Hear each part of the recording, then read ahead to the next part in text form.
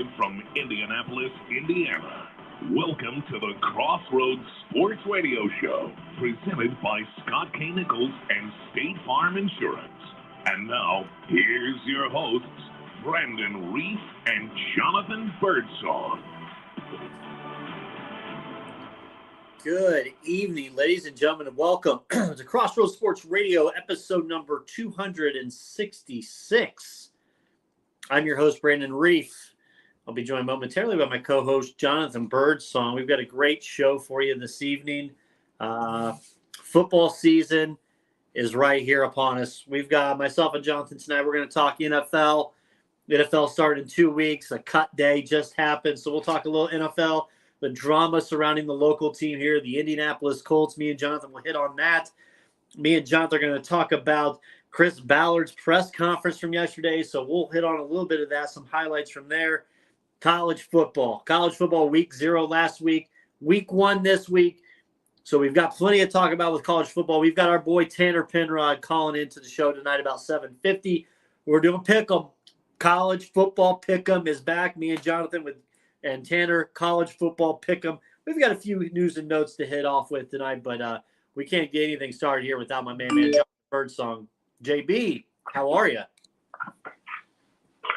Back on the scene, crispy and clean, man. Ooh. Back, man. I feel like we've been gone. We've been gone on a too long hiatus, man. But it's good to be back, man. Yeah, absolutely. I was out last week on vacation. Last week I was on a golf trip, so I had a great time. We had week 0 college football, John. It's week 1. It's here. We've waited. We made it through the doldrums of baseball. Football is upon us. Football's upon us, man. You know, we'll probably chit-chat a little bit about Major League Baseball later on in the show, man, because that's kind of been floating out there too. But yeah, man, football's here, man, and I know everybody. You know, what I'm saying, it's a driving narrative. You know, what I'm saying, for most sports shows. You know, what I'm saying, wherever you are, you know, what I'm saying, region or whatever team you might follow. So. But yeah, man, football's here on the college, collegiate level, and on the professional level, man. So, especially here.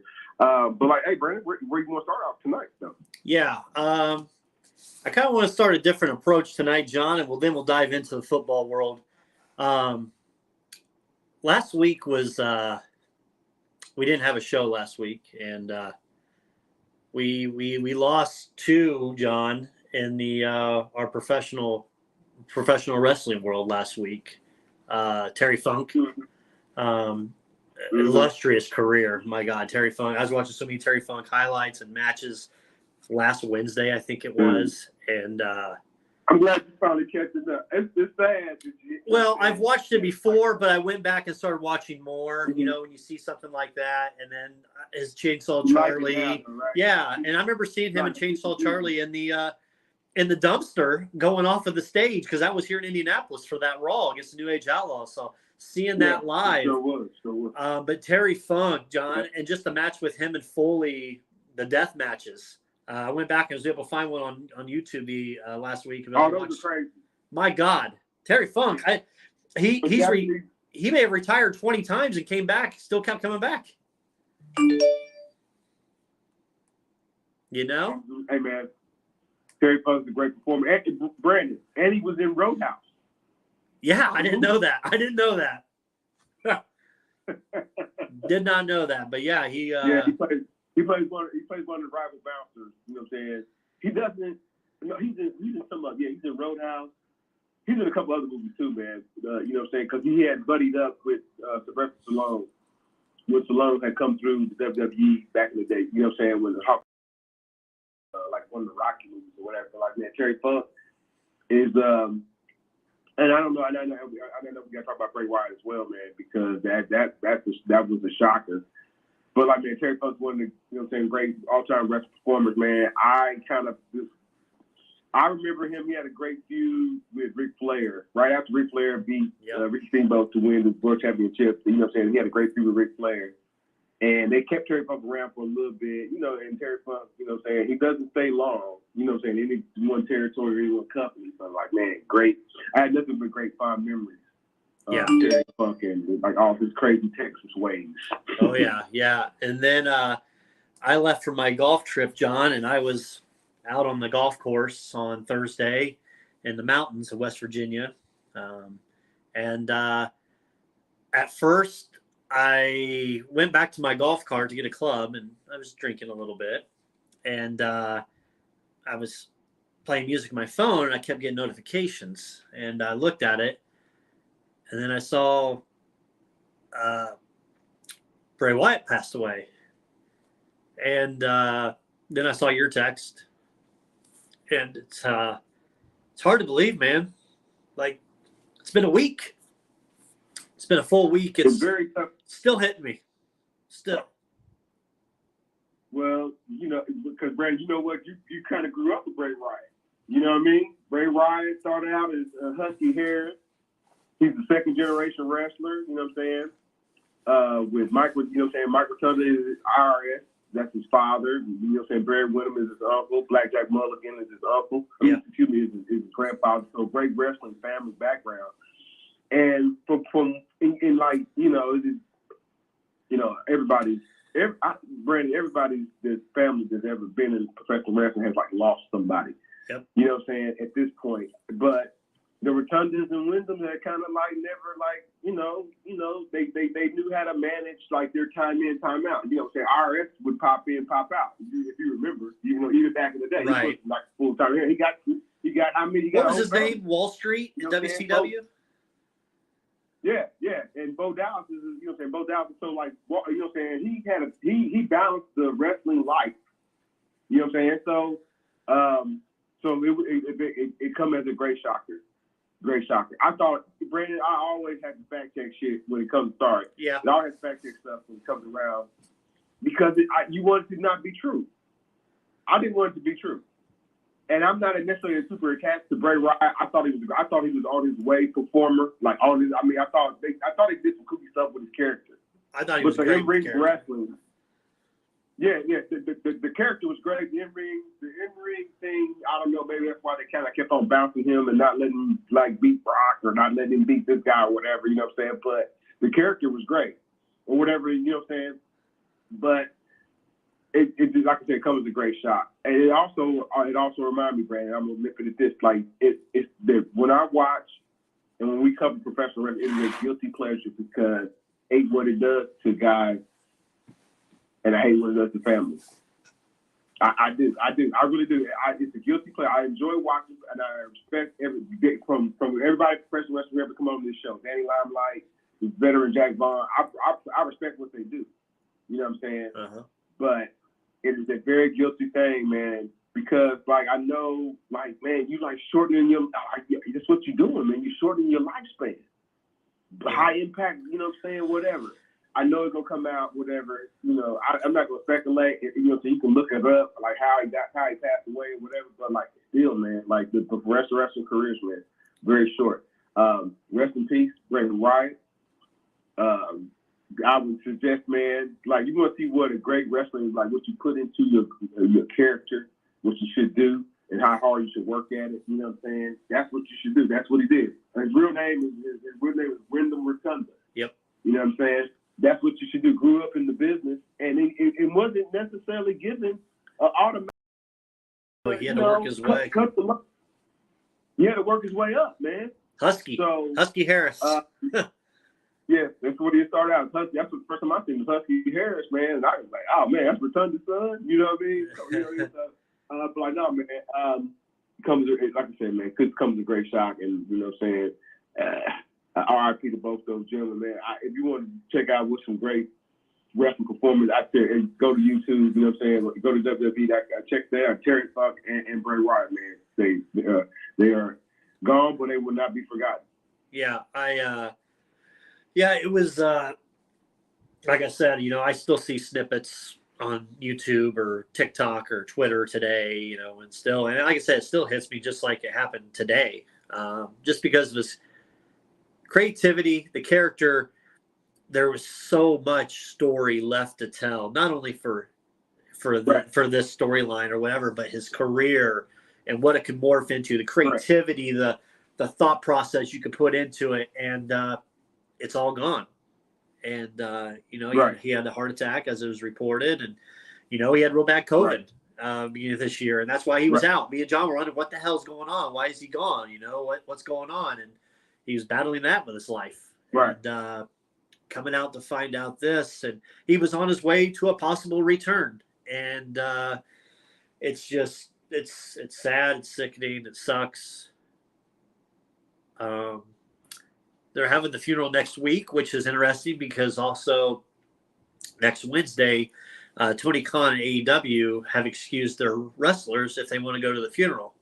The note about that is AEW actually is here in Indianapolis. It's here in Indy next week. So that'll be interesting to see what happens there. But yeah, I've went through, watched a lot of Bray. I loved it, with the Wyatt family, and then with altering his career and going with the Fiend. Yeah, and then and then what he's developed into this recently. His interest themes are great and amazing. I love all the songs with it. It's it's sad because also we lost Luke Harper to an issue like a year and a half ago or so. And seeing Eric, seeing Braun Strowman and Eric Redbeard at the SmackDown last week, that was touching, and they I hope WWE, and this may be the selfish part of me, and I don't even know if Bo Dallas wants to do it, but I would hope what I would do if I was Vince, if I was Triple H, is I would ask Bo if he wants to continue the work. And if that's the case, you keep him, Bo, with the mysteriousness of Uncle Howdy. And you have that character develop because it's hot. It was hot. It can still be hot with a revival the next month or 2 months, however long Bo wants to take. And then all the money that you're making off of Bo's gimmick with the Uncle Howdy stuff, or if you reinvent the family, all that money goes to JoJo and those 3 kids. Man, he might do it, man. He might, but then again, what fan would not love that? And I know it's selfish, but I think it would do a lot more closure. And you run it till you run it. If it gets, I got yours 5 months, it is what it is, but all that money can go to the family. My thoughts. I'll clip it. I'll send it, man. Triple H. Yeah. Make it happen. So it's just overall, it's sad. We've got on the Facebook page, WWE Remembers Wyndham Rotunda, Bray Wyatt, 36. I mean, I'm 38, just 2 years older than him. And, it happens. So I know we started out the show with a dull moment like that, but I felt like it was time. It's all good. It was a good start. It's about to pick up. Yeah. It's about to pick up, man. So we're about to talk about college football or professional football. Which one do you want to dive into? Well, what I'd like to do is somebody that passes when we're on the show, John. We've got our own little tribute, quick tribute, 10 bell salute that we have. After that, we'll reset and then we'll dive into football. So rest in peace to not only Bray Wyatt, Wyndham Rotunda, but also Terry Funk. And thank you guys for all your memories that we've watched over the years, your creativity, your sacrificing your body, your family, your times. And we will always have those memories. We'll always go back and watch on YouTube and WWE Network and all that. And gone too soon. Very much sad. So we'll go to our salute now.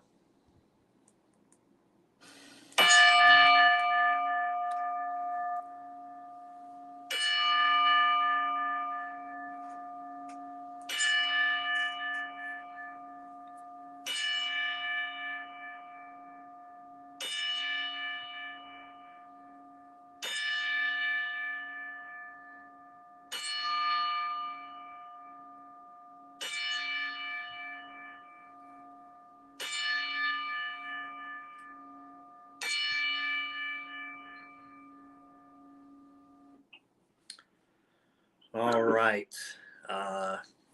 We're back and on to the football season, John. It's it is here.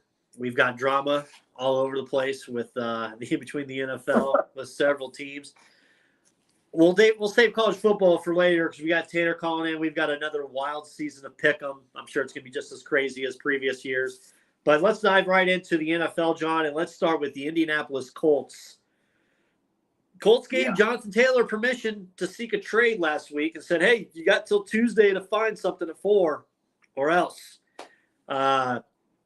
He went out and said Miami and Green Bay both were interested, had trade offers. But the Colts wanted too damn much. They wanted way too much for this, including Jalen Waddle, which I'll give it to the Colts and Ballard trying to get what you can. But now you got a guy that's going to be out at least 4 games. Does he really even want to play there? You've got 3 weeks after the 4 games of out before the trade deadline. It's getting murky. It's getting disgusting. Irsay was standing pat on the contract. He said expects Ballard to work through the waves. And then Ballard yesterday says Taylor is still nursing his ankle, which is baffling to me as well. They won't put an injured player on the field. But right. The soap opera continues. It's so wild. John, what's your thoughts on that, man? Brandon, remember when Jonathan Taylor got excused from the team because he had a personal issue? What happened to that? Y'all clearly put them. Everybody, both sides are including playing a meet. But Brandon, I don't know, man. I look at it from like last time we saw the quarterback on. I know like why you talking about quarterback? I look at the quarterback play. The starter quarterback from the last preseason game. I think it was with Jonathan Taylor out there, and that erratic though. But he's Brandon. That I think because Richardson. I see why they drafted him, but like it's still a whole lot of potential. Like they drafted him on potential, right? But still, if you put a dynamic player of Jonathan Taylor still out there on that field with him, man, the Colts are a middling winning team. I think they can be. I don't think Jim Murphy wants to pay for that. No. I don't think he wants to pay. And Ballard said yesterday, we won 4 games. Why aren't you paying the man? We only won 4 games. Like he's putting the blame on Jonathan Taylor that they only won 4 games. Well, of those 4 that you won, I think he single-handedly won 2 of them. Right. What about Jeff Saturday's coaching? Yeah. You know what I'm saying? And they had great comeback from, Minnesota. We were at the daggone Horizon League championship games. And Jeff Saturday was blowing his wad, you know what I'm saying, on a 2-game win streak or whatever. Because they tied. Anyway, whatever. That was last year. Throw that in the trash, right? I get it. If Jonathan Taylor is injured, then you're paying an injured guy. Like you should be fining, not injured rather. You should be fining him, not allowing him to go on the pup list and play the Mickey Mouse game or sit down 4 games till you get your mind right and we can get our field right. Yeah, Brandon, it's a murky mess. You brought it up on episode 265. 2 weeks ago when we were talking. Like, man, they got a lot of money tied up in a quarterback that ain't playing. A lot of other players that ain't playing. You know what I'm saying? That ain't Andrew Luck. They got a quarterback named Matty Ice who didn't retire. So like his money, whatever, that's like $25 million, something like that. They pay him. So, but they got money to pay now. I just don't think when it comes down to it, I don't think. Because they haven't offered, we haven't heard any contracts about the wideout either, right? And I ain't talking about the wideout that's already playing for the New York Giants. Hilton's already gone. Right. If he's blaming Jonathan Taylor for the 4 wins, shouldn't he blame also Michael Pittman? From that statement, that means Michael Pittman's not going to get a contract either, from what he said. Right. That's what I'm talking about. Yeah. It's just.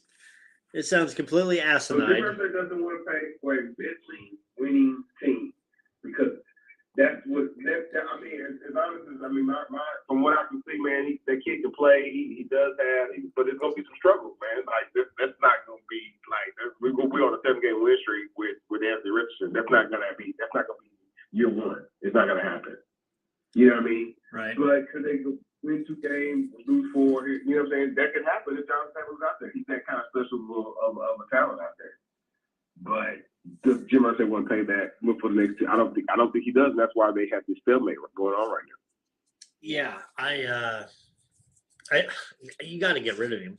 He doesn't want to be on the team. You wouldn't do that at the big box store. You wouldn't keep a disgruntled person who's trying to hold out. We talked about that. And well, yeah, right. And in this case, they go ahead and trade him for a third round pick. Yeah, trade him for somebody from the Castleton store or something.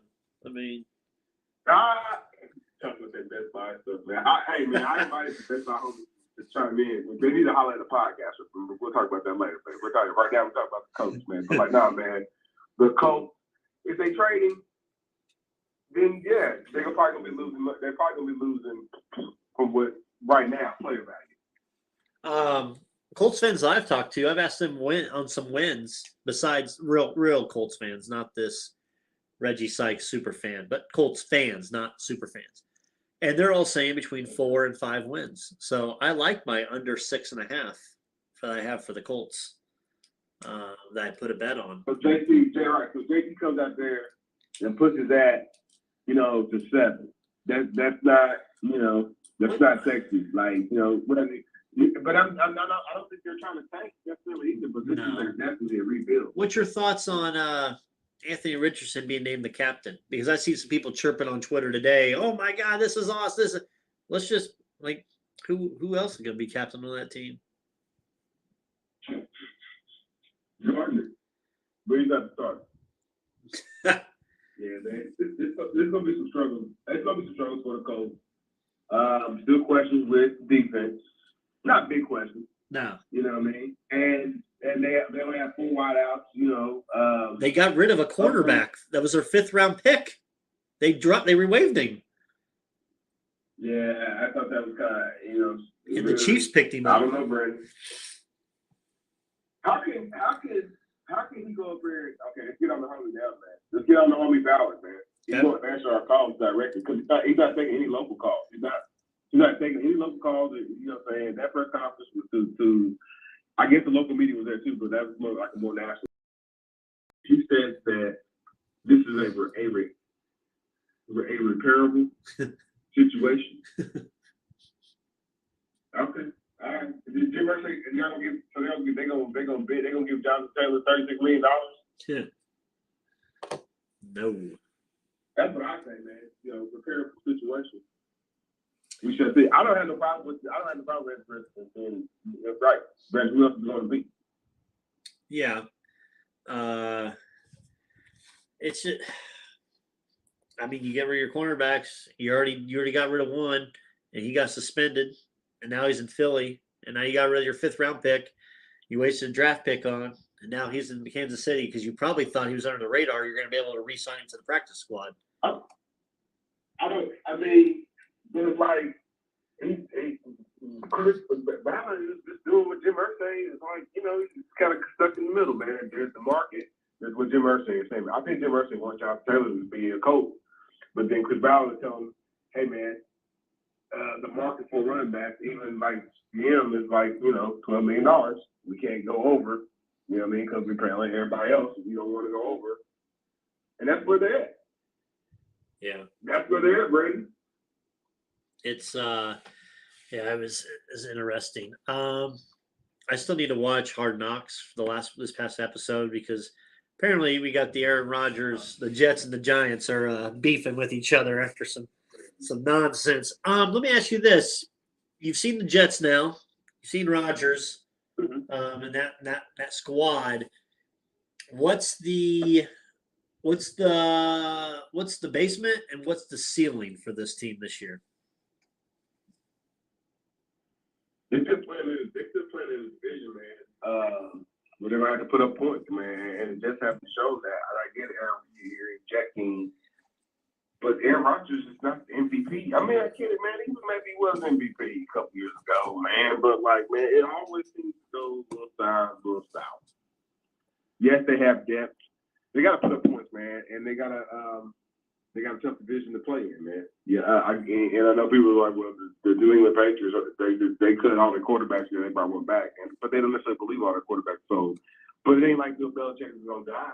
the Patriots just not going to just let everybody just walk all over them and be a 1-2 win team. You know what I'm saying?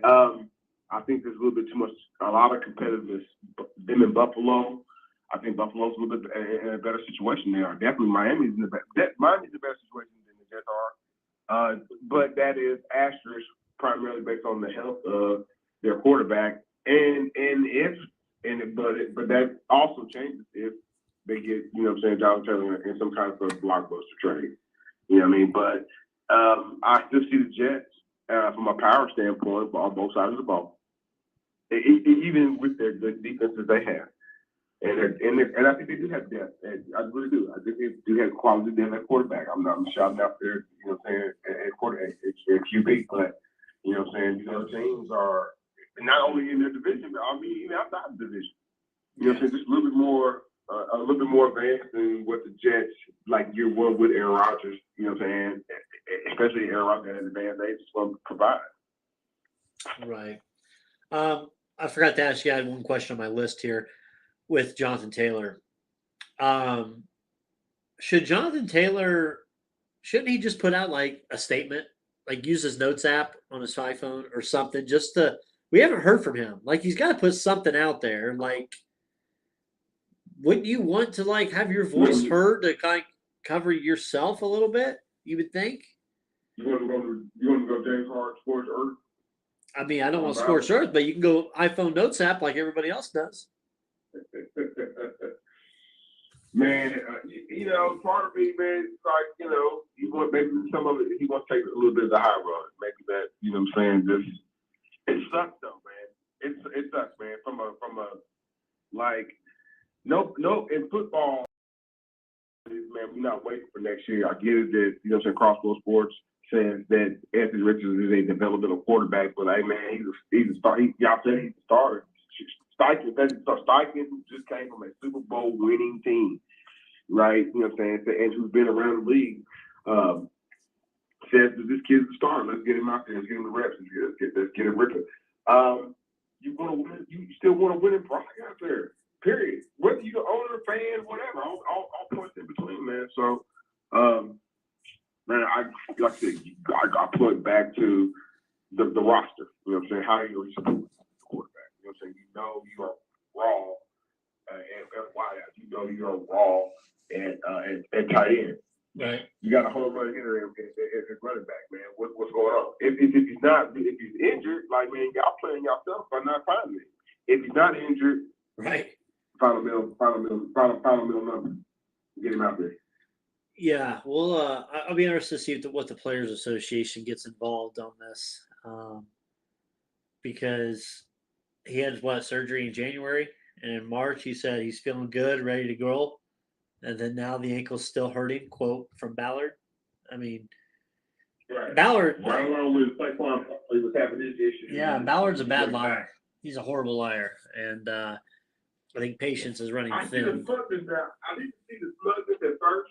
Oh yeah. Like people had said he would come up, but now I see the smugness, man. Like, man, I know football.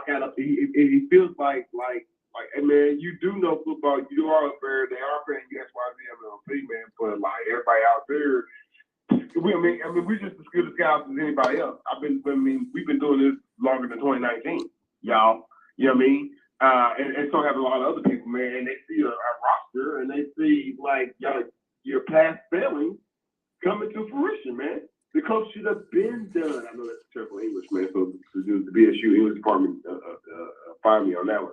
But the coach should have been done at the quarterback. Been done, address the quarterback. They pussyfooted around, trying to figure out who was going to be the edge rusher. Pussyfooted around, you know what I'm saying? You know, I hate to bring it up. Paying Andrew Luck. And then Darius Leonard, that was the whole little other mystery. You know what I'm saying? And still, you know what I'm saying, kind of questionable, right? As far as like what the impact and what people expect from Darius Leonard, you know what I mean? Shaq Leonard, you know what I mean? I don't want to disrespect, you know what I mean? Shaq Leonard. So, but like, again, there's a lot of, why go into the season? Why go into the season with a whole bunch of question marks? Go into the season as strong as possible. And it's all self-inflicted as well. Yeah. Yeah. This could have been all avoided. Yeah. Jim Irsay, the whale that you're trying to protect, it died. So the money you're going to spend on putting that damn whale on a plane, you pay your running back. Who cares? Put maybe 2 years on him. He just wants to get paid. Is 2 years really going to matter when we look back? We look back at the salary. They had 79, 80 some million left in cap space in 2 years. Like, pay the guy. He's the one that won you 2 of your 4 games. I mean, right. It's just the offensive line can pull for Anthony Richardson, man. They'll pull for Jonathan Taylor, man. It'd be a great little matchup on you know what I mean, from a rush standpoint, man. Anthony Richardson ultimately has to improve his accuracy. We also got to see what these tight ends, this new tight end court they brought in. See what it's going to end, you know what I'm saying? What you call him? You hate him, man. My slow guy. Which one? Tight end. But anyway. Jelani? Yeah, which one? Or Granson? I think Johnny might be out, man. He's out 4 games at least. Yeah, he's gonna put his other stuff. But like, no, man. No, man. Again, unproven.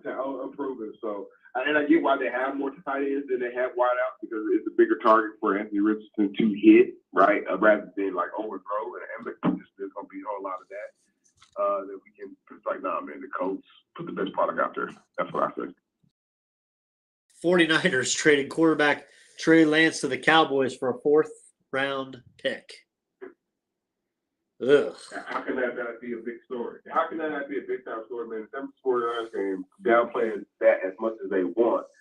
They said this kid, Trey Lance, and I remember there was some highlight tape of this kid, but it's another kid, man, that had like rep issues coming out of college, or rep issues and the fact that he didn't necessarily play even in an FBS level school.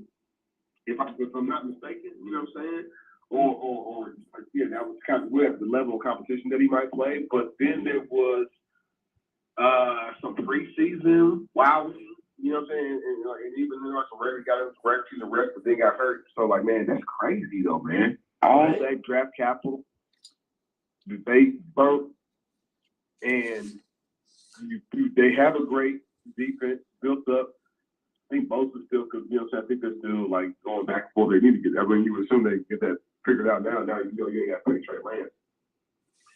How the Cowboys got and involved in this quarterback, since you have a quarterback on the other side of things, and you're bringing in a quarterback, and you got to, you don't trust Dak? The other guys, the Cooper kids, the backup won like 3-4 games last year. Cooper Rush. 3 games.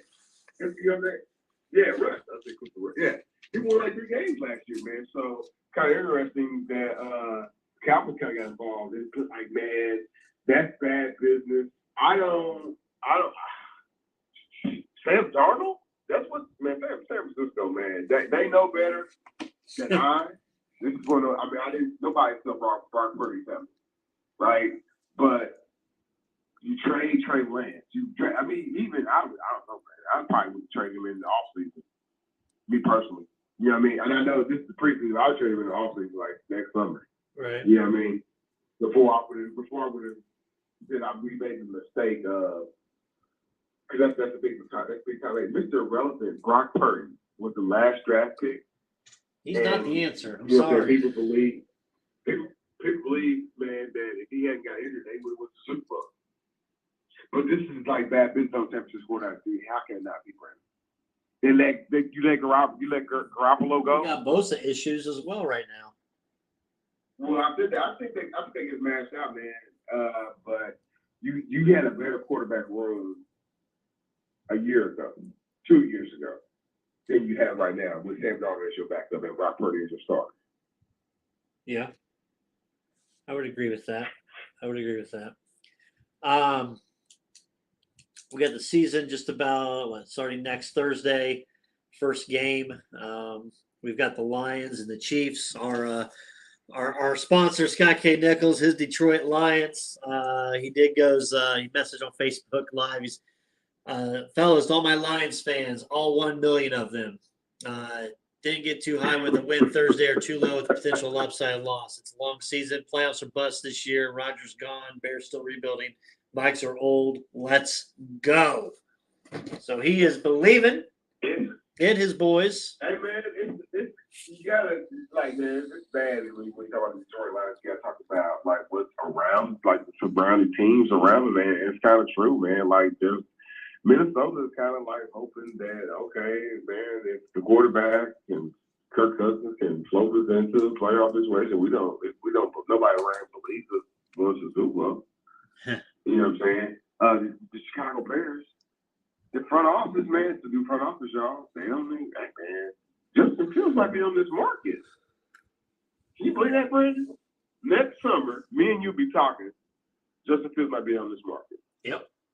Because they're not the I's aren't and the T's aren't crossed, the I's aren't connected. You know what I'm saying? All those things aren't necessarily connecting with what this new regime believes their quarterback to be. And like there's a first new proper quarterback that's going to drop, you know what I'm saying, in the draft next year. So why not the Detroit Lions? Well, in a short season, but in a short, you know what I'm saying, little scoop, why not the Detroit Lions? Win the North Division, why not? Okay. We've got our guy Tanner. It's going to be calling in here in about 15, 20 minutes. Till then, we'll take our guy Nas. Nas, what's going on, my man? Not much, man. Cooler. How you boys doing? I'm doing better than Jonathan Taylor and the Colts right now.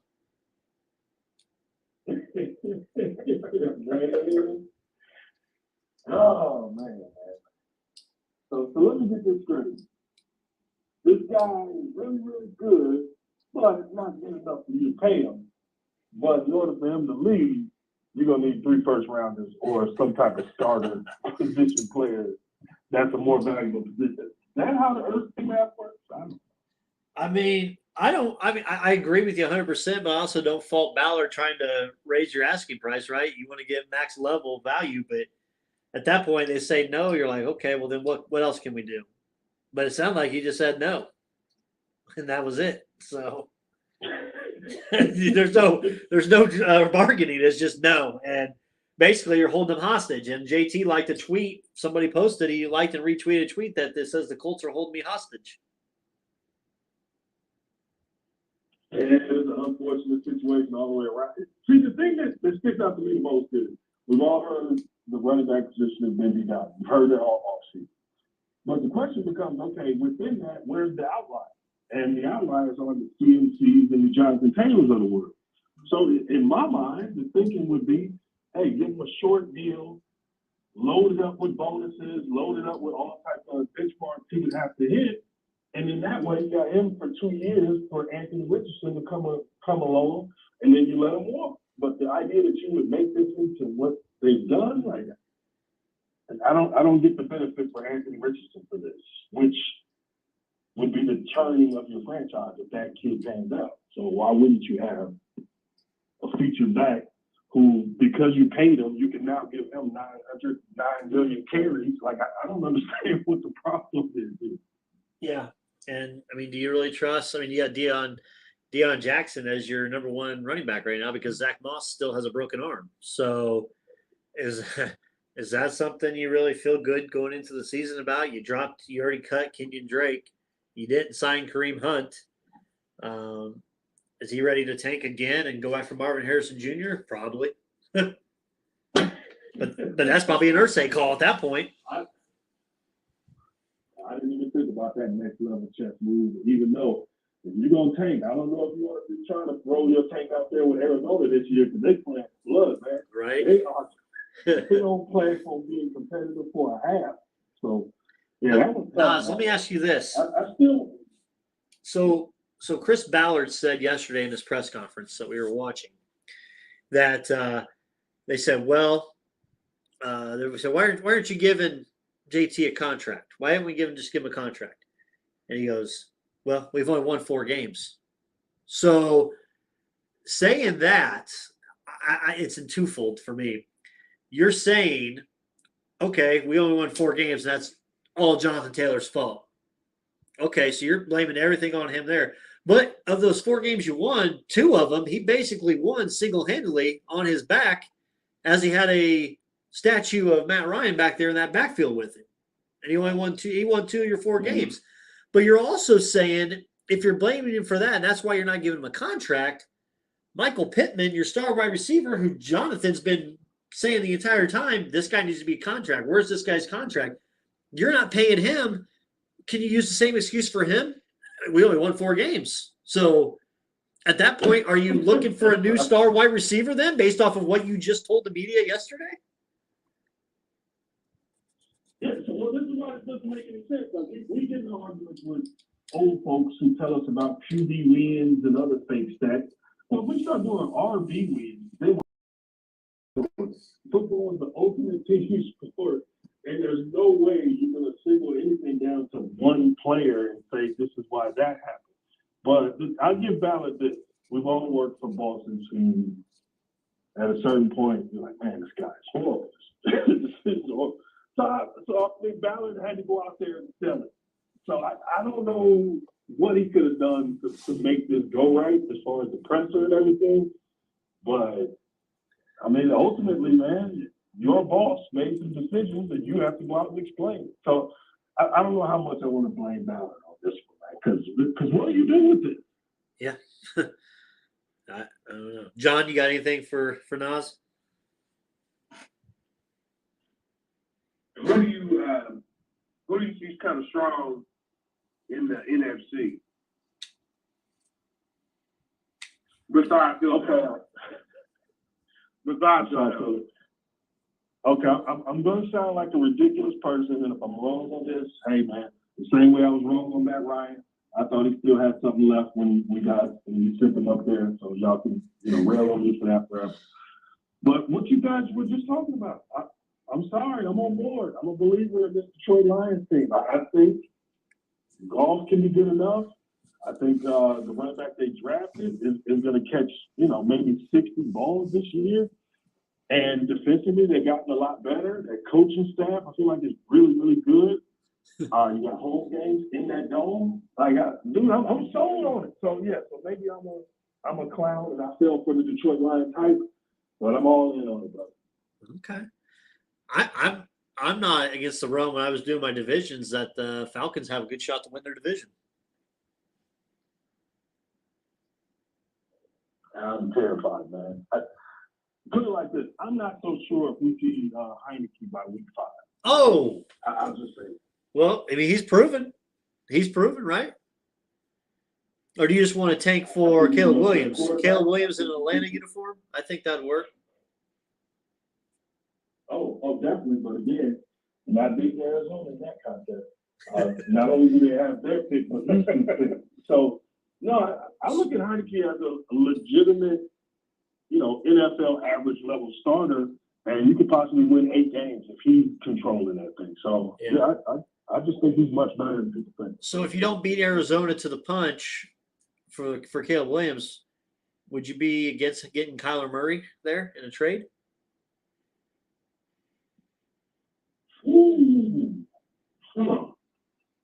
I'm not too sold on the little fella. Look, we all got questions about Justin Fields just because of his development, who I think is one of the best athletes in the NFL. And I think he's gonna have a big year this year. But I'm even less sold on Kyler, man, because Kyler depends so much on his mobility. And I don't know if the Arizona horizontal scheme is just bad for him, or if this is just the player that he is, where it's just always going to be dink and dunk, and then whenever he can get scrambling. Right. Like, if I got a little quarterback that I can't push the ball down the field, I mean, what's the feeling on that? Yeah. Yeah, I can see that happening. If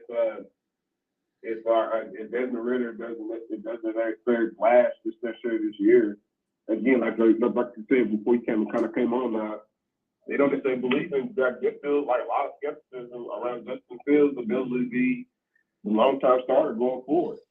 I hope he does. I just drafted him in fantasy, so I hope he does. Me too. And shout out to Deion Jackson, who I drafted everywhere in best ball the past few days. So I'm either going to be a genius or oh boy, Nas. The word I'm hearing up here is Evan Holm will probably be the RB1. That'll work. I got a little bit of him too. Okay. Yeah, he's showed better in preseason than they're from what I've read, they're more in love with Hull than they are Jackson. So we'll see. We'll see. So all right, Nas, you watching college? Yeah, go ahead. Yeah, just one question for you guys. So what do you guys think of Anthony Richardson so far? For me, too early to see, too early to tell. I think maybe 15 touchdowns, 12 interceptions type of season. Maybe 4 fumbles. John? Don't be like that, man. You I told you under 6 wins. That's under 6 wins stats right there. I don't miss that single fumble, man. I definitely see double-digit interceptions, man. Man, he really does flash as a guy that you want to be your quarterback if he was, 2-3 years down the road, you know what I'm saying, had played 2 more seasons in college or whatever. Because right now it's just really raw, and he does pull defenses one way, and he does have, great maneuverability, all those things, man. I know it sounds real cliche, man, but like his accuracy, it ain't on Tebow level accuracy, but it ain't great. Right. You know what I mean? So like I like it. You know what I'm saying? I just don't love it. And when you the last 2 quarterbacks that we had in the coat uniforms, you know what I'm saying? People kind of automatically love because they've been great passers. This Richardson, like I said, good quarterback skills. You can see it. The potential. Yeah, like, the NFL is a potential league. The NFL's like, man, what can you do? Like the other day, what can you do for me right now? You know what I mean? Mm-hmm. So I think he's going to struggle for sure this year and probably next year too. Okay. All right. Awesome. Well, Nas, thank you again for calling in, my man. It's always a pleasure to hear from you. Enjoy college football this weekend, and then we got the pro game coming up next week. We survived the summer, and it's here now. Yes, sir. Yes, sir. Let's get it. Shout out to the Braves tonight versus the Dodgers. Y'all know what it is. Y'all doing. Thanks, Nas. All right. That's our guy, Nas, down in the ATL, giving us a call, giving us a update. I do like that. Yeah. I mean, listen, I think about putting a little bet on Atlanta to win that division. I don't think it's out of the realm. I don't trust Derek Carr down in New Orleans. Bryce Young and Frank Wright, I could see them possibly winning the division, giving them the best competition for the NFC South. I sure as hell don't see Kyle Trask and Baker Mayfield doing it for the Bucs. I'm sorry. And did the homie AJ McConnell, did he made the roster? Didn't he? I thought he did. In Oakland? Ooh. No, I'm sorry. No, he's in Oakland. Sorry. He's in Oakland. I think he made it, but he's like 3rd string, and he's better than the 2nd string. So, I don't know. Weird there. Let's hit a quick ad read, John. We come back. We'll have Tanner join us, and week 1 of Pick'em will be here. I can't wait. You changed thousands of diapers, cut off hundreds of crusts, played hours of peekaboo and duck goose. Because you'd do anything for your kids. That's why it's so important to protect them with life insurance from State Farm. State Farm Insurance agent Scott K. Nichols will help make it easy and affordable to help protect your family no matter what the future holds. Because for the people you do anything for, life insurance could mean everything. Call State Farm agent Scott K. Nichols in Indianapolis today at 317-243-3509. Like a good neighbor, State Farm is there. I also want to thank our sponsor, Maverick Custom Motorsports, where ideas are created, dreams are born, specialized in custom motorcycles, boats, slingshots, Jeeps, and trucks, offering pickups, deliveries, and shipping worldwide. Check us out today, maverickscustommotorsports.com. Like I said, they ship worldwide. Custom motorcycle builds, custom audio accessory installs, LED lights, custom wheels, and more. They carry all the top brands. Reach out to them, maverickscustommotorsports.com, or give them a call at 833-SHOP-MAV. That's 833-746-7628. Let them know Crossroads Sports sent you. All right, John, and we are back. It is that time of the year. College is here upon us. We had week 0 last week with the Golden Domers going over to Ireland to wax Navy. Sam Hartman with the full beard, looking like a Heisman candidate. People are ready to crown him with the Heisman already, John. Already ready to crown this man. Man, see that dude be trying to get some rest, going against Matt Jones in the middle of the Patriots uniform? You know what I'm saying? I don't know how Notre Dame played a good pretty penny to get Hartman over there, man. But yeah, man, he's already kind of set the pace for like a Heisman watch, man. I don't know, they're gonna be a little trip hammer called Ohio State coming up here pretty soon, man. But like, no, man, they went over there, man. I watched it, man. Come on, Brandon. I don't want to get involved. Like, dude, we got a big back and forth, man. Like, you thought I disrespected the armed forces, man, where Army didn't show up, and they did. They ended up beating Colorado last year. The daggone armed forces vote, but like, man, Navy didn't throw a pass, man. Yeah. You know what I mean? And I watched the game, and there's a whole lot of pageantry, you know what I mean? And they packed it in. There's a whole lot of folks, man. I guess the folks over there thought they were watching rugby. Oh. I don't know, man. Damn.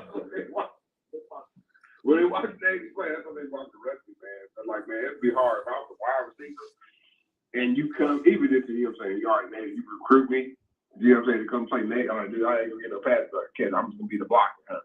Damn. Yeah. Nah, man. But Notre Dame, all that being said, man, they does run pretty good for defense. You know, Notre Dame was like primed to make a run to be in the conversation for the college football. I can say that even competently after one game. But again, like I said, they're going to have to navigate their, you know what I'm saying, their schedule to get that. But like, man, yeah, Hartman looks the part. Yeah, they got a top 10 running back, I feel like, and they got a top 10 Heisman level quarterback for Notre Dame. And I think if they can get the rest of those pieces in there. Now, I know people were talking Natty, and I said, let's pump the brakes because this is Navy. And, you know, it's still Navy. So we got to pump the brakes. Yeah, pump it a little bit there, and we'll be all right. Tanner's running a few minutes behind John. He'll be on at about 8 o'clock. So we got about another 10 minutes or so before he can join us. So I do have some college football notes, John. Ohio State has named Kyle McCord the starter. All while your boy Tom Allen down in Hoosier Land is keeping it secret for who he's going to start on Saturday against the Buckeyes. He got a lot of transfers. Probably going to be starting back on defensive man. And you know, I made a joke about IU. It's just a joke. It ain't no disrespect, man. I want IU to win. You know what I'm saying? As many games as possible. They're stealing this year, even with all the transfers, man. And that's kind of going to be Tom Allen's goal, man. Because IU got money, man. That's not true, man. They got money. What they can do versus what Alabama can do or versus what a Clemson can do, they're two different things, right? But IU got money. They got guys who came from all over the park, man. You know, I don't know if I won't call them undesirables, but they're guys that, you know what I'm saying, disgruntled, you know what I mean? Or, you know what I'm saying, off some elite teams, though. Like, so when you say names like, you know what I'm saying, IU has the Texas transfer. IU has the West Virginia transfer. IU has the Kentucky transfer, man. You know what I'm saying? And a Tennessee transfer. Your eye, you know what I'm saying, your eyebrow kind of like, oh, okay, man, they maybe got some guys out there that can, you know what I'm saying, help, you know, push the line for IU. But then it goes a big super question mark, man. Who's your quarterback? I think who they have out there, Trey Jefferson Davis' little brother was one of the transfers. Believe it or not, Brandon, he transferred from Tennessee. He was a backup quarterback for Tennessee. I think he took maybe two or three passes last year. You know what I'm saying? During Tennessee. Yeah. You know what I'm saying? Run through the SEC or something like that, man. It is another case right there. He's hurt. If he wasn't hurt, I think he'd be the starter. You know what I'm saying? But I think Jackson just might be the starter. Come, you know what I'm saying, game one when IU has to they don't play Ohio State yet. They play don't they play no, they do play Ohio State, don't they? Yeah, Ohio State week 1, Tom Allen. Yeah, they play that's what I'm saying, yeah. But it might be good, like, I don't know, man. It's gonna be on Coach Allen to mesh all the transfer talent that he has, right? And with, you know what I'm saying, with the talent that he has remaining over, that he does have some quality, you know what I'm saying, guys that can run that position. And he did replace some coaches on the offensive line. He got a new O-line coach. Man, the O-line coach came from Wisconsin. That should perk up everybody's ears. That means you should get some great O-line play. Right. You know what I'm saying? Right. Given that family tree. But like, no, man, like, well, who's the quarterback? You know what I mean? That's gonna be the super question. But like I said, man, if it comes down to experience, it's gonna be the Jackson kid. If it wasn't, and like I said, it's gonna be a rough game either way. I'm just saying it's gonna be a rough game either way. USC won 56-28. Caleb Williams 278 yards passing, 4 touchdowns. Starting that Heisman candidate. See one more time as we go there. Hartman was 251 for 4 touchdowns. So we'll see. But USC started off a little slow, John. But second half, Lincoln Riley's squad, they got it together. And San Jose State actually they're not a slouch. I mean, let's be real. San Jose State was a bowl team last year. I think they're going to go to another bowl game this year. And right. I think they're good. National media was giving USC a hard time. USC's defense last year was atrocious. Oh yeah, Swiss cheese. And I think that's kind of like where people are going to kind of nitpick at them this year. But there's no, but they put up 28 points. I think national media was kind of like saying, well, they should have just dominated. Yeah, this ain't the Tide. The Tide would have rolled. You know what I'm saying? San Jose State. The Tide would have put up, you know what I'm saying, the 38 points plus, and then they made sure that San Jose scored just 6. But I think bright things, but good things are gonna happen. USC it ain't just him. They got they got a dynamic running back who went to the house on the dang old kick return. You know what I'm saying? So USC should win the Pac-12. They should feel confident in saying that. Okay. College Football Playoff Committee came out and said that they are making no college football playoff changes until the ACC dust has settled, which I think is smart because then you can really you don't want to keep changing this format while this is all going on. Right. Stanford told ACC that they're willing to join the conference on a reduced or even no media rights payout. That's wild enough. Right. SMU says they will forgo 7 years of media rights payout. Just to begin the conversation. Be at the table. They want in, baby. 7 years.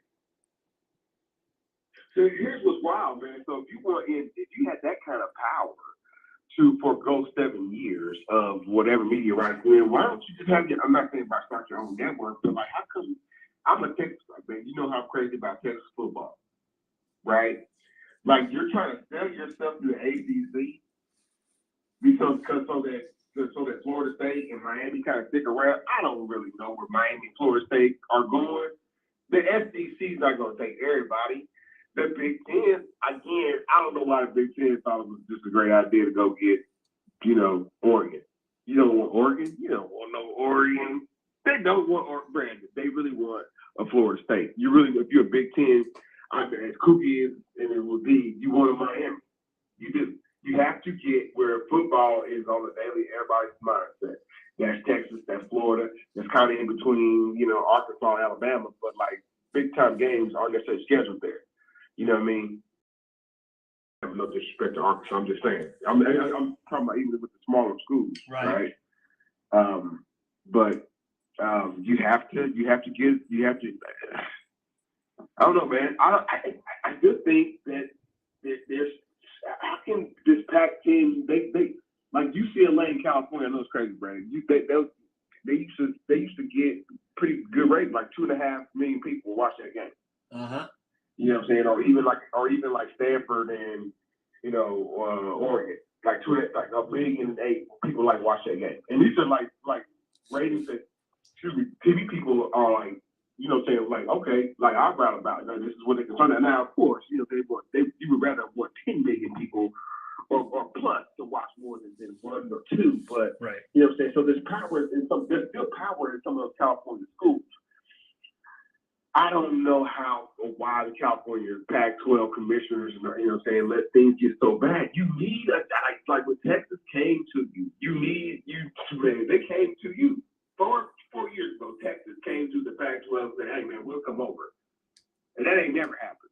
Texas is that damn befuddled that they ain't never happened. They tired of that not having seats at the table not being mentioned in the names of Alabama, not being mentioned in the names of Michigan, and so and now Ohio State, they would say, hey man, come over here.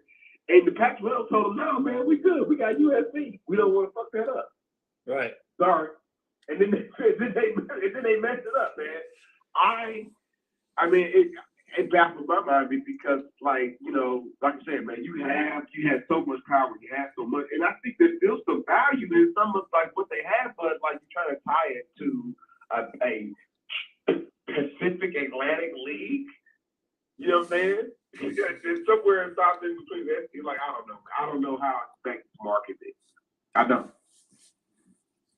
I agree. It's going to be interesting with all that landscape change and all that, and football's changing and how it messes with basketball. That's a whole other thing we talked about. I'm just excited. We got college. No, go ahead. When Peacock calls, what's up, man? I'm gonna ask you, man.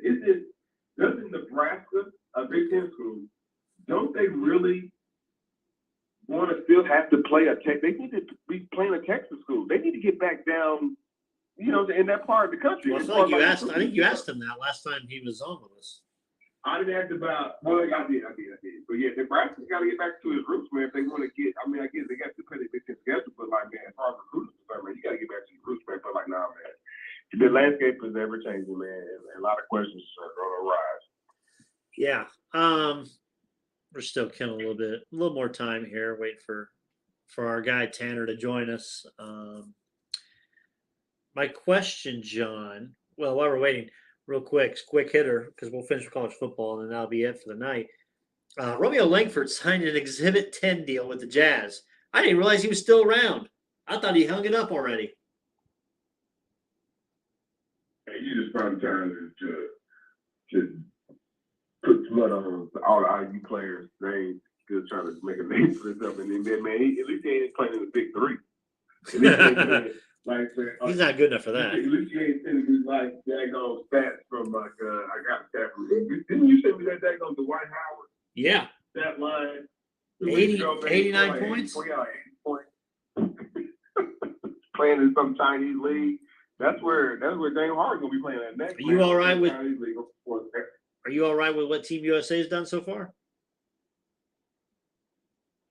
What Team USA has been, they had a little slight exhibition, put off the break, but like now, man, they taking care of business, man. You'd be surprised, man. Some of these other teams that have NBA players, man, they've lost, man. Like Australia took a loss, man, and who else? Spain took a loss, man. So it's not necessarily that the U.S. not that it's going to roll over somebody, because even the teams that took a loss, man, everybody, they're going to bounce back or whatever. But Team USA, whether it's Anthony Edwards or Halliburton, man, who's also put a name out there as well. You know what I'm saying? They've been kind of like the highlight, leaders of the team, man. You know what I'm saying? Like, no, man. Shoot, how could I forget Austin Reeves, man? Right time at the right place kind of guy, man. So yeah, Team USA is in pretty good hands, man. I think guys who are used to having the ball in hand are knowing that, okay, these other two guys are hot right now, and the international games kind of fix them up. The other guys are playing a role. You know what I'm saying? Brandon Ingram, who people kind of thought that he's going to play more of the score like Kevin Durant was last time out. Man, he's in the back seat, limited minutes, man. But he comes in and he contributes, man. Like, no, man, so like, Team USA, FIFA, I don't think there's nothing necessarily to worry about. It's not going to be no dang on, dream team dominant, where they be blowing out guys, the championship game going to be blowing by football right now, man. They are cruising. And right now they look good. Okay. Sounds good. Tanner is a moment away from calling us. And then we'll get Pick'em because we got college football starting tonight. So we got a couple big games getting ready to start right now. We got Minnesota and Nebraska. We've got Utah and Florida. I'm going to be watching both of those tonight. I've got bets in on those tonight. So I took the under, John, last week for Notre Dame and Navy. Under 49.5, it landed on 45. So thank God Navy could not get in the end zone, or else that would have cost me last week. So starting the college football season off 1-0 with actual betting. Pick'em wise, while we're waiting for T, I've got final records again to go over from last year. Last year I ended up winning with a losing record last year, John. I went 63, 66, and 3. John was 57 and 72 and 3. And Tanner was 61 and 68, finishing 2 games back of me. John, you were just 6 games back. So a lot of room for improvement this year. It is my promise that the three of us, one of us three, is this year is going to be over 500 with these picks this year. So that is my promise, and that is my goal for us to do that. So he'll be calling in momentarily. Come on, Tanner. Trying to think of anything else I have on my sheet, John, that we can talk about college football wise. I was going to say college football, our top 4 for the playoff, but I need to see a little bit more. I think there's an opportunity, John, and we can talk about this at a later time. I can see the Big Ten cannibalizing themselves this year and maybe being out of the college football playoff. I think there's a scenario where that could take place. I also I think between Penn State, Michigan, and Ohio State, I think they could cannibalize themselves. So, all right, we'll cover that more. But it's Pick'em. It's year 3 of Pick'em, and we've got our guy. It's so hard for me to sit back here in this studio looking at a guy out here hollering my name. When last year I spent more money on spilled liquor and bars from one side of this world to the other than you made. And that's our guy, Tanner Penrod. Tanner, Jesus, what a way to welcome you into week 1 of Pick'em.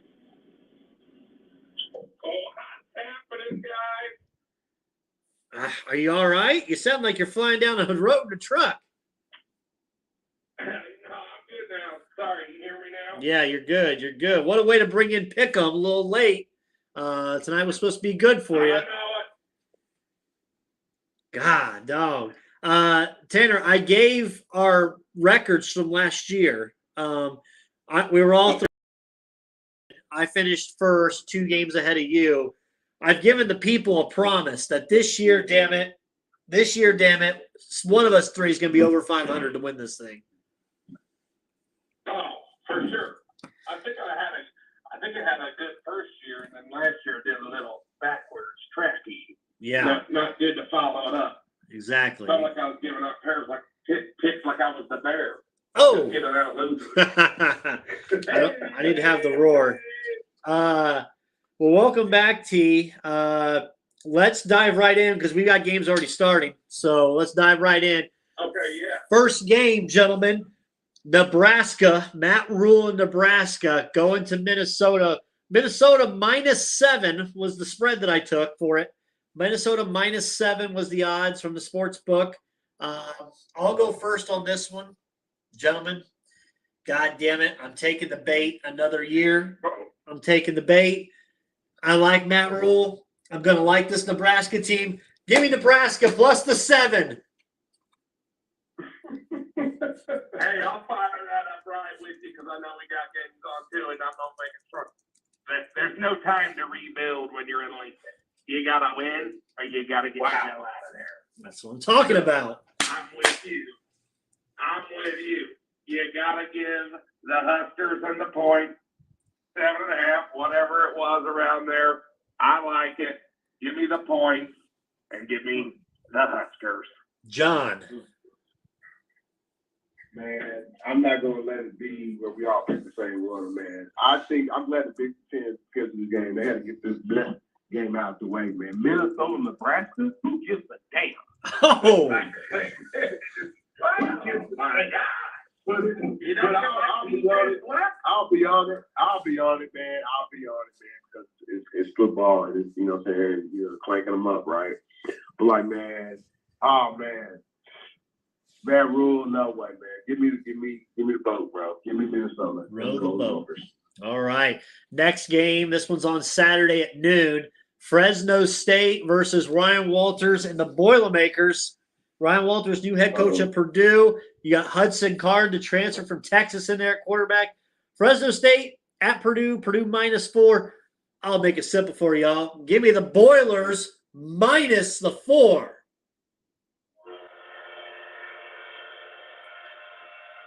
So with that, boiler train or lane train? it's both. It's both. But Tanner, I'm curious for you on this one. Where are we at with the Boilers this year? Because they screwed you over several times last year.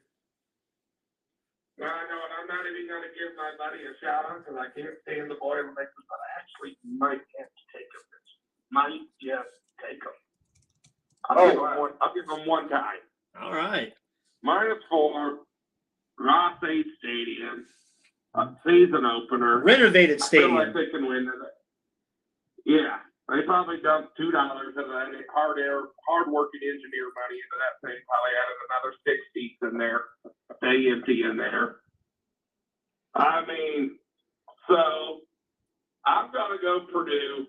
Never would say this normally, but I like the quarterback transfer in there. I think it's gonna give them a chance. New quarterback. I'll give this coach 1 week. Good teams win, great teams cover, and if he don't start covering, he's gonna go to the shit. Perfect. Okay. John? So I'm going to go Boilermakers. Okay. I got Purdue, man. I just hope this defense, he didn't bring that daggone Big 12 defense with him. But yeah, I got Purdue. Okay. The next one, game tonight, Florida at number 14, Utah. Utah, the spread went down. Cam Rising out. Cam Rising out tonight. I took Florida plus the 4.5 tonight on the road. They lost at home last year in the Swamp, if you remember. But I'm taking Florida plus the points. I know you against Ohio State when Cam hurt his knee last year, but I think Napier in this squad. The no Cam Rising. Give me Florida plus the points. John. All right, yeah, John, you want to go? Yeah, it's kind of concerning, man, because Cam Rising is such the heart and soul of that team, and what he does dynamically on the football field, it's kind of hard. Man, for me to take Florida though, man, it's on the road. It ain't like this Utah is gonna roll out. I mean, the backup ain't just, I don't know, man. He's not crappy. You know what I mean? I'm going with Utah. Make it short. Okay. Tanner. All right. I mean, I looked at this when this thing opened up early before they did Cam Rising. It was a double digit. It was up to double digits when this thing opened up.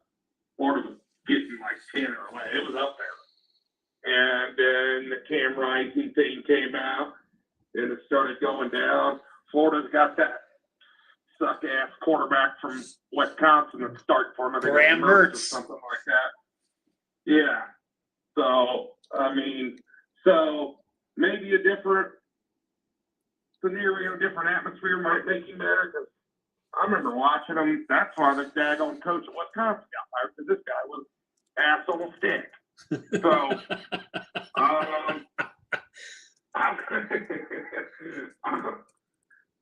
if I could have got it with a lot more, if I could have got it when it was double digits, I would have been all over the Florida thing. I do like it. If I was making a bet tonight, I would take Florida first half. But I think I'm going to roll with, I think I'm going to roll Utah. I think they got a good fan base. The crowd gets into it. I don't think Mertz can. It's going to take him a week or two, I think, to get used to Florida and what they're used to. So give me the for the Utah tonight and the 4.5. I'll take that. Okay, sounds good. So you guys are both on Utah. I'm on Florida, and Utah Bryson Burns just threw a 70-yard touchdown pass. So that's already great to see right there for my Florida bet. So awesome. Who threw it better? The dude from Utah? Utah guy, 70-yarder to Money Parks. One catch, 70 yards, one pass. Did you just say the dude's name is Money? M-O-N-E-Y? Money Parks is the wide receiver that caught it. I'm done. Yeah. He probably beat the coldest out there, the coldest Crawford. Yeah. I wish I would have known that first touchdown bet. I would have put some money on money for that. But anyways. Actually, I'm going to start doing that. Yeah. There you go. You can't beat that. Number 3. I don't even know if it's blown coverage. I just turned the game on just now. But number 3, Ohio State, -30 at IU. -30. John, I'll let you lead us off. You telling me how you can't cover 30? Nope. No, you telling me? I don't know. Man, come on, man. This is The Hoosiers can cover that. Oh. I got the Hoosiers to cover. All right. Tanner?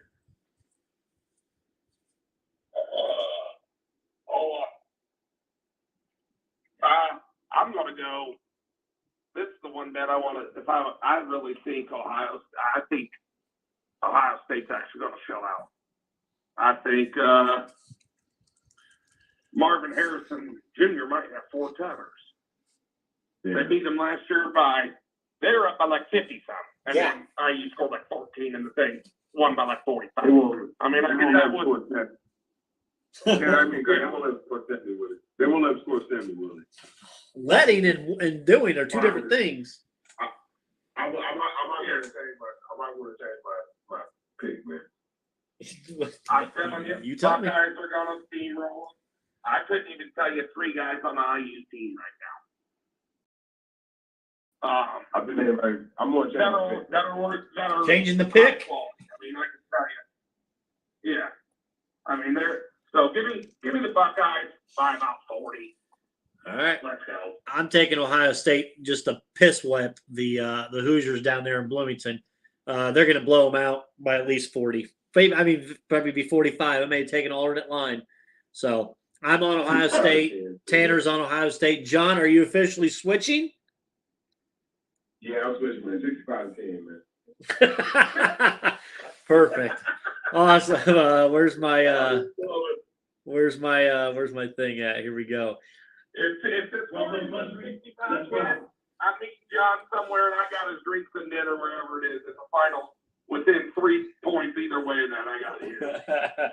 Perfect. I had Tennessee State and Notre Dame, but we don't get a line for that, so we're all going to be credited with a Notre Dame win there. So we're at least guaranteed to win the first week. They actually impressed me. I took Navy's last week. I didn't expect the team to play that good defensively, and Hartman looked great.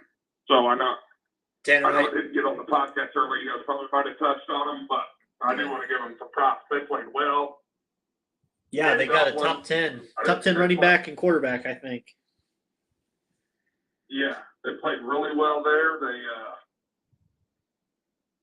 showed me a lot of things I didn't expect. Defense looked good. They lost some coordinators, lost some players, and he got them playing well. I'm impressed. Yeah. So, yeah. I think they'll see you on whatever that line is. If I see something, let me know. But yeah, I think they'll see you roll too.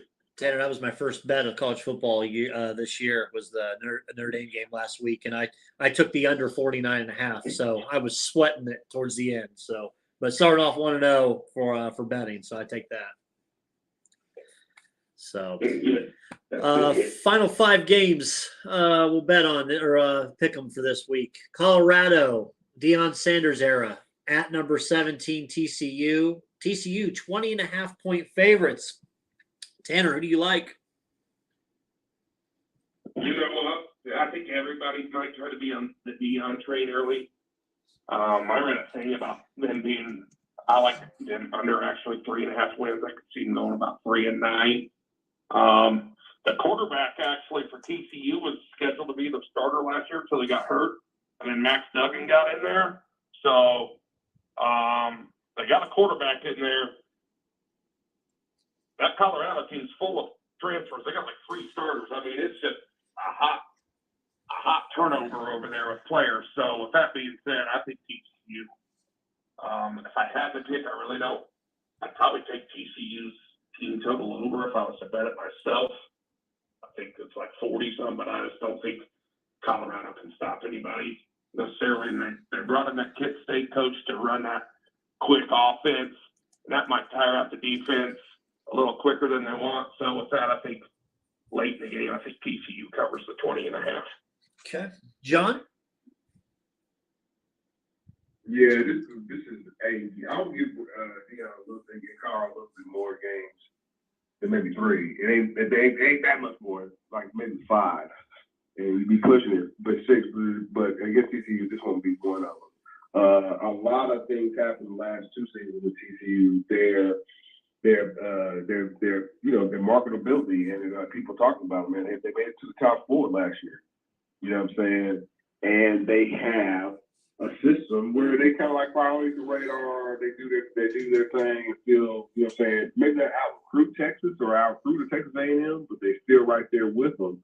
You know what I'm saying? As far as talent level, at least, you know what I'm saying? At least in their starters. You know what I'm saying? At least on their first level starters, first level start offense, first level start defense. Man, TCU is right there with anybody in the nation. And for Deion Sanders in Colorado, you know what I'm saying? Rolling over here from Jackson State and thinking everything like year 1, game 1 is going to be like, push around TCU. And that program, not your Saturday. It'd be a lesson, you know what I'm saying? A learning lesson, man. You know what I'm saying? All year from Colorado, man. TCU probably won't, you know what I'm saying? Just rack up, a whole bunch of points on them, but they definitely, so they're definitely going to win this game, like I said. I don't think Colorado will cover, so Okay. let's go TCU. All right. I'm going to take TCU minus the 20.5 myself. I think it's maybe 2 years too early for Deion and them. It's going to be a little bit of a struggle this year. Maybe next year a little bit better, but I think before we start seeing strides, it's going to be 2 more years for Deion and this team. Way too much turnover. I'll take the TCU Horned Frogs who got blitzed in the national championship. I think they're going to come out playing that first game. They're going to probably unveil a banner that they were a finalist in the college football championship. So who knows? But I like TCU. Bronco country, let's rock. So we got that. Next one, boys. Ball State Fighting Cardinals are heading down to old Kentucky. Take on the Wildcats. 26.5-point favorites is Kentucky. John, start us off. Who you like? Ball State can cover, bro. I like what Ball State is doing. Playing a whole bunch of South teams. I wouldn't necessarily thought about Georgia. I'm thinking ahead, you know what I mean? But I'm all for it, man. Bring on Kentucky. I hope y'all parties at the game. Oh, Tanner. Oh my gosh, they got 2 tough ones. I don't know if this is like a look ahead for them because they know they're about to be absolute. They might have 12 players coming back on that bus after they get pounded by Georgia. The rest of them are going to be on the side. So, man, talk about a payday. He got paid. The Ball State's covering athletic costs. These 2 games are probably get paid right here. But, man, if they can cover one, I don't know. I think that game next week, if they're 26.5 here against Kentucky, I think they got to be probably 47 next week against Right. Georgia. So I'm thinking. I think they don't cover today, and they're more likely to because they're going to get so many daggone points, and Georgia does that stall ball. They don't really play anybody, so I think they don't cover this week. I think Kentucky gets them by. It might be close. I'm a Kentucky found the back doors and beats them by like 28. They don't have Will Levis. They don't have no Will Levis on that team, so we'll see. I know, but Stoops is pretty good back there. Yeah. They'll be scoring, and that defense is strong. Yeah. They always got a decent defense. I've got the Facebook Live camera on now on me. College pick 'em. We got to do that. I was showing the games. Right. Ball State at Kentucky. First game of the year. Like John said, you're playing the South, and you're adding some of that. You got Georgia in 2 weeks. Is it a look ahead? Hell, probably not. You're going to take on Kentucky. Your ass was hanging in there in baseball, and then in the NCAA tournament, and then they got waxed you for 2 games. So, I would love to say, I want Mike News' squad to go out there and do it, but Kentucky at home, first game of the year. It's the SEC. It's 26.5. Like, isn't even that enough? Like you said, like, is that even enough? Really? Are they being graceful for them? So I would probably take Kentucky in this line here, but hell no. Give me that football helmet. Ball State Cardinals right here. 26.5. Shit, give me the points. Ball State covers. I've got the helmet. I just got that golf outing where we're going to put it on. Give me the Lee Corso. Give me the Cardinals plus 26.5 this Saturday. You forgot to say the hat. Give me that hat like you did on that game show. Give me the Cards, baby. 26.5. Cut this video, John. Put it out there. Some guys there, the brand's mouth. All right. Now I get this damn helmet back off. Tanner, you saw that sweet helmet I have, right? You've seen it. Yeah, I saw it. Oh, yeah. Hold on a second. Let me put it back on my mantle now. One of the best games I'm looking forward to, number 5 LSU, minus 2.5 versus number 8 Florida State. Gentlemen, I've gone back and forth on this one. I'm tore up right now. I think LSU's team this year. I don't think LSU's got the team to go to the national championship, as crazy as that sounds. I like what Florida State's doing. I know Jonathan does not. With this, give me Brian Kelly and LSU. I think they win this game by 3, and they cover the spread by 0.5 point. I'll hop in there. That little snake Brian Kelly tried to get a week 0 game, so this star-studded defensive end or defensive lineman, that son of a bitch could play. So now he can't play this game because he couldn't get a week 0 opponent, so he could be suspended for the game. So he could play in this one. Just shows you what kind of little snake Brian Kelly is. Interesting. I like what Florida State's doing. Gave him an extension. LSU had a chance to tie it last year. Dipshit missed the extra point or got the block. Can't remember. They blocked it, missed it, whatever. Had a chance to tie it, come back late, lost. Renegade, the tomahawk chop, that horse, flying Seminoles going everywhere. Crap, Dope Campbell, 85,000, going wild. Bobby Bowden probably rising up. Who knows? Whatever needs to go on in there.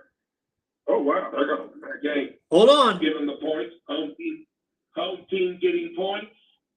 Hold on. Better than that. Hold on. It's not in Dork Campbell.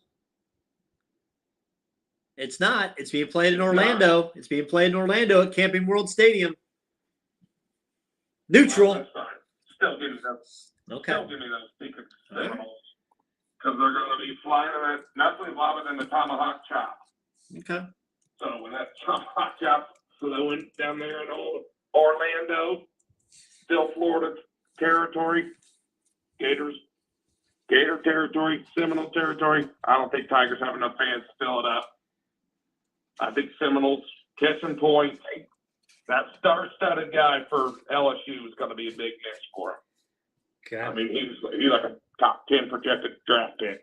Damn I it. think that's going to hurt. You're talking me into it. Just with him being gone, I'm going Florida State. Switch my pick. I'm switching it. The Seminoles. Give me the Seminoles catching points.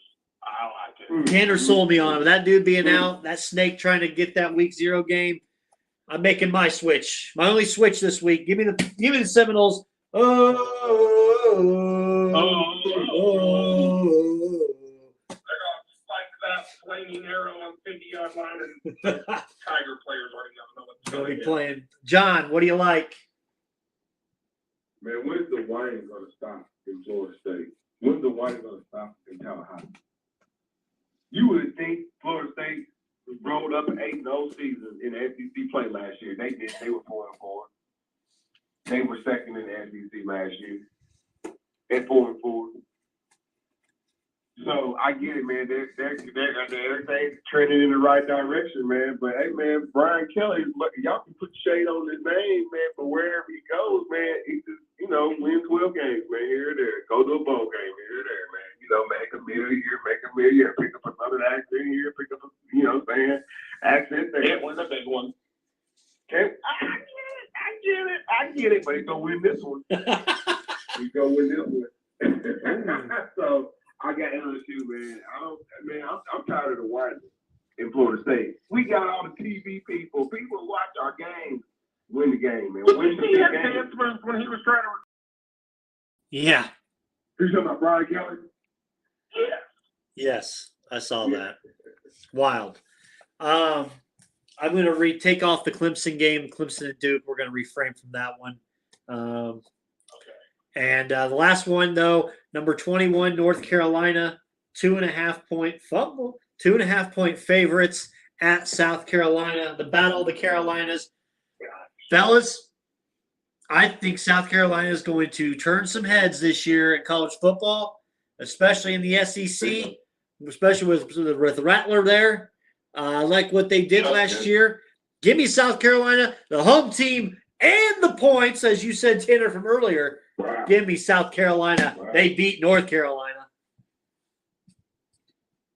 I think I'm gonna roll with you. I think the many guys gonna have a great year. This game I think could be a shootout. Mac Brown hasn't played defense since Moby Dick was a minnow. I think they will flip that pigskin, and so will Spencer Rattler. I could see this game being in the 40s with each. Well, I don't know what the over-under is, but I'm probably taking the over by a million. That game's going to be high scoring. There's going to be pigskin and leather tossed all around that stadium. Okay. But I think, like you said, when he comes into crunch time, especially if North Carolina needs to stop, I just don't see it in them. Gamecocks win that game. Plus, they're getting some points at home. I'm with you. If that game was in North Carolina, I would probably take North Carolina. But since it's being on the road, give me the Gamecocks plus the points. Okay. John? Man, North Carolina people football people who think their team is like ultimately dominant, think that their team can play SEC and be good in the SEC. This is the litmus test.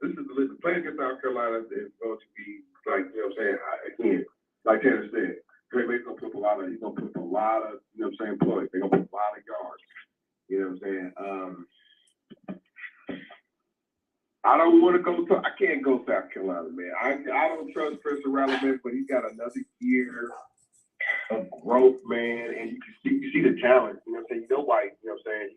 He got bounced from Oklahoma and ended up here. He didn't necessarily end up in the Sisters of the Poor. Uh-huh. So like that, I get it, man. I just kind of think North Carolina is really trying to make a statement with this game, and I think they're going to come out, you know what I'm saying, victorious. So like, give me UNC. Okay, perfect. Well, gentlemen, that's week one. Our picks for week one. We're going to see how they do this year. Like I said, I hope we all do well. And I've got the crown for this year, so we'll see what happens if somebody dethrones it. Tanner, before we let you go real quick, me and John addressed it at the top of the show. We gave our thoughts. You also being a big wrestling fan, the passing of Terry Funk, the passing of Bray Wyatt. Just your thoughts on those two performers as wrestlers, and then as well as, the shocking passing of Bray that we had last week. All right. So I've done a little reflecting, and I've read some stuff on Twitter or X or whatever you want to call it these days, and saw some wrestlers' condolences out there, and just the creative mind that Bray had, I think, and the impact that he had on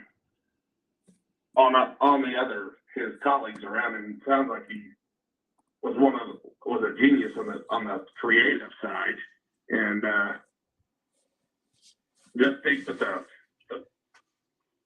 severity of COVID and the aftermath of that for him, and then from just taking a nap and not putting a simple device on him cost him his life. That's at age 36. What a sad way to go out at such a young age and leaving kids behind. I know he had some impact on some other things. You could see it like Braun Strowman. I don't think without Bray Wyatt getting in there, and some other things. Definitely was shocking. I know when I first sent it to you, you were shocked too to hear that across my thing, and when I see certain main things like that, I try to get it out to you as quick as possible when things like that come across. Yeah. I was out on a golf trip when I saw it. Yeah, it was definitely a shocking thing for me, and it was totally unexpected, like it was for everybody else. I think WWE did it right. There were some great things.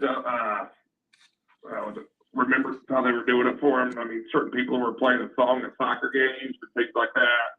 So it looked like he was very well liked throughout the community, not just from wrestling. I mean, they tried to do some things for him. I mean, like all the things, different organizations and AEW, that's the thing. I mean, it looked like they were all paying a tribute to him just to see him go at such a young age. So I know it's a tough time.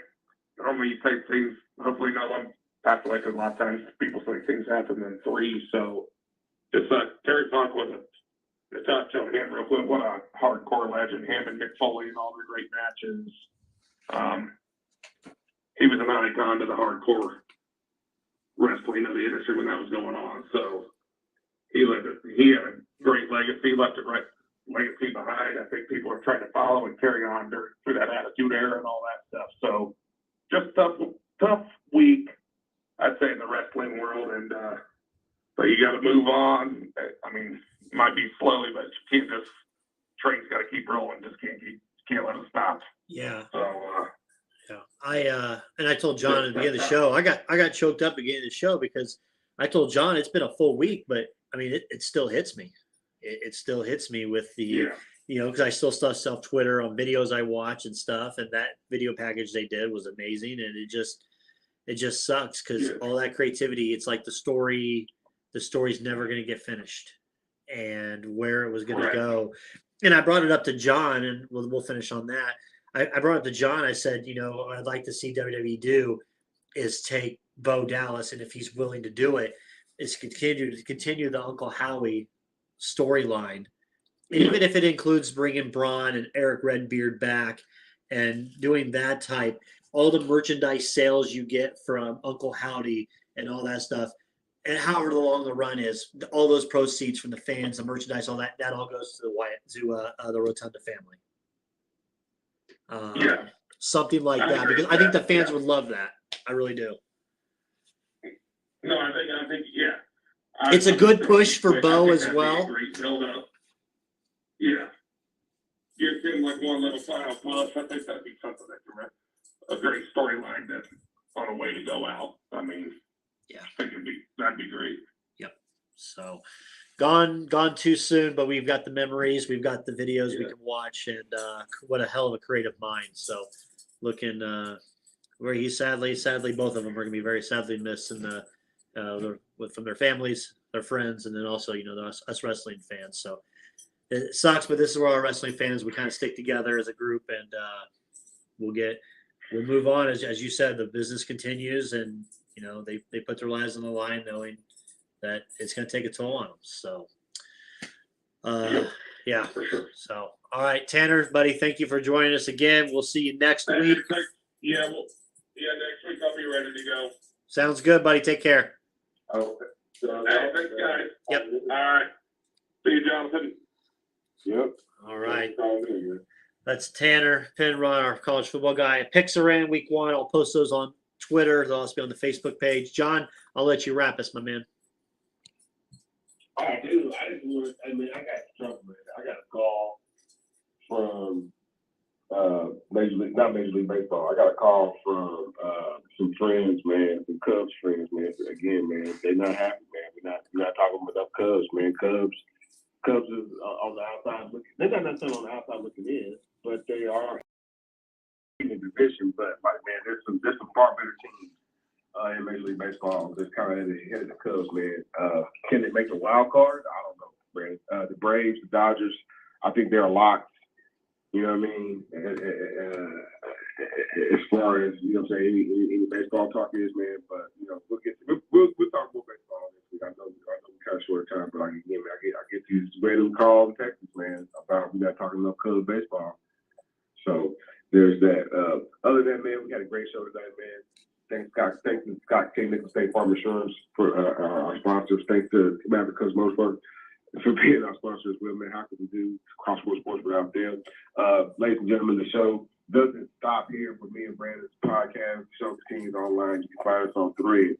You can find us on what used to be Twitter, which is now X, at Crossroads Sports. You can find us, you know what I'm saying, the unfiltered versions of ourselves at Brandon Reef on Twitter, or and Three Foolish Men for me on Twitter as well, man. But also check us out on Instagram as well, man, because like I said, our story and like some of the other things that, you know what I'm saying, Brandon do and share, whether it's videos or audio and different things from around the various leagues, man.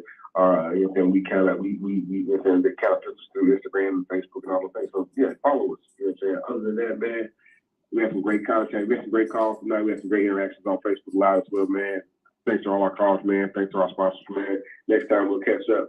Thanks for calling. Thanks for everybody for listening. Thanks for listening to the Crossroads